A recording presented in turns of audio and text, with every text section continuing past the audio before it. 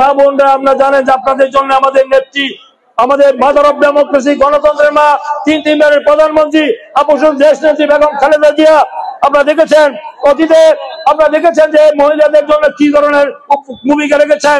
তিনি ছাত্রীদের জন্য দ্বাদশ শ্রেণী পর্যন্ত শিক্ষা অর্জন করেছেন, উপবৃত্তি চালু করেছিলেন, অ্যাসিড নিক্ষেপকারীদের মৃত্যুদণ্ড শাস্তি বিধান করেছিলেন, এবং আপনারা দেখেন যৌতুক প্রথার বিরুদ্ধে তিনি পদক্ষেপ নিয়েছেন, এবং তিনি আপনারা দেখেছেন যে নারীদের কল্যাণে তিনি অনেক যুগান্তকারী পদক্ষেপ নিয়েছিলেন। তাই আগামী দিনে আমাদের নেতা তারেক রহমান তিনি ফ্যামিলি কার্ডের কথা বলেছেন। আপনারা তো সবাই ফ্যামিলি কার্ড চান, কি বলেন চান না? যে ফ্যামিলি কার্ড পেলে আপনার পরিবারে আপনার সম্মান দেখানো হবে, আপনার নারী ক্ষমতায়ন, নারী অধিকার আপনার প্রতিষ্ঠা হবে। এখানে কোনো আমাদের যে পুরুষ সমাজে নারীদের উপর কোনো অন্যায় অত্যাচার নিপীড়ন নির্যাতন কেউ করতে পারবেন না। নারী নির্যাতন আমি যদি এখানে আপনাদের জনপ্রতিনিধি হিসেবে আপনাকে আমার নির্বাচিত করেন, কোন নারীর সম্ভ্রম নষ্ট করতে দেওয়া হবে না, নারী অধিকার বাস্তবায়ন হবে, নারী নির্যাতনকারীদের বিরুদ্ধে কঠিন ব্যবস্থা গ্রহণ করা হবে। এবং আপনারা নিশ্চিত থাকবেন যে নারী হলো মা জাতি, যে জাতি যত শিক্ষিত সে জাতি যত উন্নত।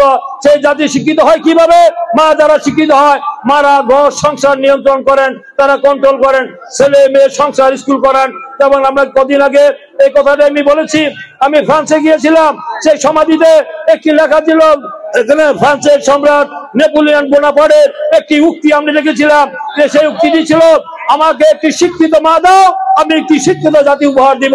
তাই আপনারা ছেলে মেয়েদেরকে শিক্ষিত করবেন, এবং আজকে আমরা যে শিক্ষিত জাতি হিসাবে আমরা বিশ্বে মানচিত্রে মাথা উঁচু করে দাঁড়াতে পারবো আপনারা যদি আপনার ছেলেদেরকে শিক্ষা দেন। আমাদের জানি কন্যা সন্তানরা অনেকে মনে করতো যে তারা পরিবারের বোঝা, এখন কন্যা সন্তান হলো পরিবারের সম্পদ। কন্যা সন্তান পরিবারের সম্পদ। এখন তারা বড় বড় চাকরি বাকরি করছেন, সরকারি চাকরি করছেন, বেসরকারি গাড়ি চালাচ্ছেন, বিমান চালাচ্ছেন। আজকে মহিলারা বিসিএস ক্যাডার করে আজকে ডিসি, এসপি, ওসি হচ্ছেন এবং সেনাবাহিনীতে চাকরি করছেন। আজকে মহিলারা সম অধিকার আজকে প্রতিষ্ঠা হবে, কোনো বৈষম্য সৃষ্টি হবে না। নারীর অধিকার, এবং আমাদের দলের থেকেও আমাদের 30% মহিলাদেরকে দলে অন্তর্ভুক্ত করার নির্দেশ হয়েছে। তাই আমরা মহিলাদেরকে, নারীদেরকে সর্বোচ্চ সম্মান আমরা দিব ইনশাআল্লাহ।